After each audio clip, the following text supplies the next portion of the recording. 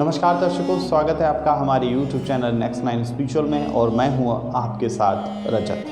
दोस्तों, आज की हमारी इस रिपोर्ट में हम आपको पुराणों की वो अद्भुत कहानी सुनाएंगे जिसमें भगवान शंकर ने माता पार्वती से कहा था कि तुम पुरुष रूप में जन्म लो और मैं स्त्री रूप में जन्म लूँगा और तुम्हारे साथ विहार करूँगा। जी हाँ दोस्तों, इतिहास में और कई ग्रंथों में ये माना गया है कि भगवान श्री कृष्ण जो थे वो भगवान विष्णु का अवतार थे और राधा स्वयं माता लक्ष्मी का अवतार थी। लेकिन महागाथा महापुराण श्रीमद् भागवत गीता में अगर देखा जाए तो श्रीमद् भागवत गीता में ये कहा गया है कि जब एक बार भगवान शंकर कैलाश पर्वत पर माता पार्वती के साथ विहार कर रहे थे, तब उन्होंने माता पार्वती के सामने एक इच्छा प्रकट की थी और वो इच्छा ये थी कि वो भगवान शंकर जो है वो स्त्री रूप में पृथ्वी पर जन्म लेना चाहते हैं और माता पार्वती से पुरुष रूप में जन्म लेने का उन्होंने आग्रह किया। तो दोस्तों, मैं आपको बता दूं कि जब उन्होंने पुरुष रूप में माता पार्वती से जन्म लेने के लिए आग्रह किया, तब माता पार्वती ने उनका ये आग्रह, उनकी ये विनती स्वीकार कर ली और उन्होंने कहा कि वो पृथ्वी पर कृष्ण के रूप में जन्म लेंगी और कृष्ण के रूप में जन्म लेकर धरती पर हो रहे अन्याय को दूर करेंगी, धरती पर हो रहा बढ़ गया अधर्म उसका समापन करेंगी। और ऐसा ही हुआ। और इधर भगवान शिव जो थे उन्होंने मतलब जो उनकी पटरानियाँ थी श्री कृष्ण की, उनके रूप में जन्म लिया था। सत्यभामा सहित और अन्य पटरानियाँ जो थीं, मतलब उनकी 8 रानियाँ और एक पटरानी थी, तो उन तमाम का जो मतलब उनका सभी का जन्म शिव जी के अंश से हुआ है। ये भागवत गीता में, भागवत कथा में इसका वर्णन, इस कथा का वर्णन मिलता है। ये कथा आप लोगों ने बहुत कम सुनी होगी।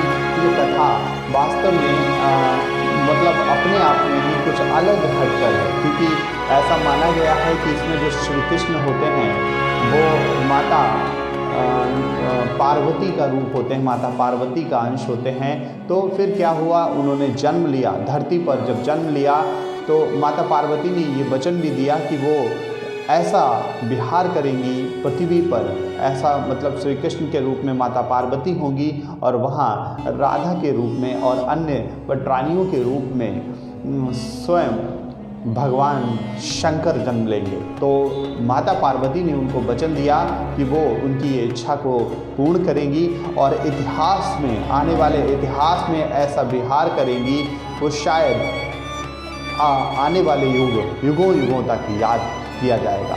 तो दोस्तों, जब माता भद्रकाली पृथ्वी पर आती हैं तो उन्होंने और भी कहा कि श्रीदामा और सुदामा के रूप में हमारी जया और विजया नाम की 2 सखियाँ भी जन्म लेंगी। तो यही श्रीदामा और सुदामा जन्मे और वहीं विष्णु के अवतार स्वयं बलराम होंगे जो उनके बड़े भाई के रूप में होंगे और अर्जुन जो होंगे वो भी विष्णु का ही मतलब अंश होंगे।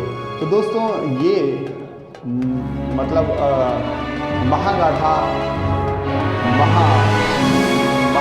में इसका वर्णन मिलता है। महागाथा में ये बात चर्चित है, इस कथा का उल्लेख मिलता है। और दोस्तों, ऐसा ही हुआ, भगवान शंकर ने कहते हैं कि अष्टरानियों के अंश के रूप में जन्म लिया और वहीं माता पार्वती ने श्री कृष्ण के रूप में जन्म लिया। ऐसा माना जाता है कि ये श्री कृष्ण जो थे वो माता पार्वती के अंश थे और उनकी जो भी रानियाँ थीं और राधा थी वो भगवान शंकर के अंश थे। तो उन्होंने वास्तव में ऐसा रासलीला रची, ऐसी रासलीला जो युगों युगों तक याद की जाएगी। हम सब उनकी इस रासलीला को याद करेंगे। लेकिन दोस्तों, ये वेद और पुराणों की बातें कई कहानियों में सम्मिलित हैं, कई कहानियों से मिश्रित हैं। तो ये चीज़ समझ पाना मुश्किल होता है। कई लोग भगवान कृष्ण को, या कह सकते हैं कि भगवान विष्णु का ही रूप को माना जाता है श्री कृष्ण, क्योंकि उन्होंने महाभारत काल में जब अर्जुन अपने ही प्रतिद्वंदियों से, अपने ही भाइयों से नहीं लड़ना चाह रहे थे, मतलब जो उनके कौरवों को नहीं मारना चाह रहे थे, तब श्री कृष्ण ने अपने पूर्ण अवतार में अपने पूरा भगवान मतलब अपना पूरा अवतार लिया और उस पूर्ण उसमें दिखाया कि मैं भगवान विष्णु का अवतार हूँ, और इन तमाम चीज़ों के बारे में अर्जुन को मोक्ष का भी ज्ञान दिया। तो दोस्तों फिर उसके बाद अर्जुन जो होते हैं वो मान जाते हैं, युद्ध करते हैं।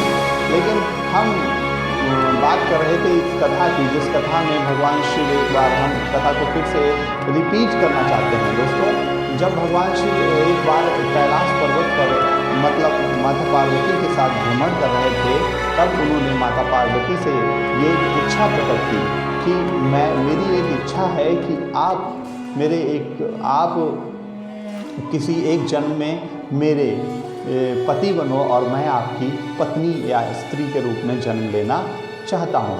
तो माता पार्वती ने कहा ठीक है, अगर आप ऐसा ही करना चाहते हैं तो सही है, अगले पृथ्वी पर हम जब जन्म लेंगे तब हम पुरुष के रूप में जन्म लेंगे और आप स्त्री के रूप में जन्म लीजिए।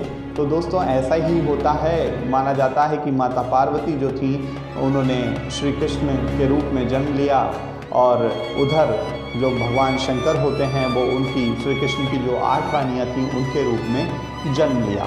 तो दोस्तों ये कहानी थी महाभारत से जुड़ी, ये कहानी थी महागाथा और श्रीमद् भागवत कथा की कहानी से वर्णित एक कथा के अनुसार। तो दोस्तों कैसी लगी आपको हमारी ये वीडियो, आप हमें कमेंट बॉक्स में लिखकर ज़रूर बताएं।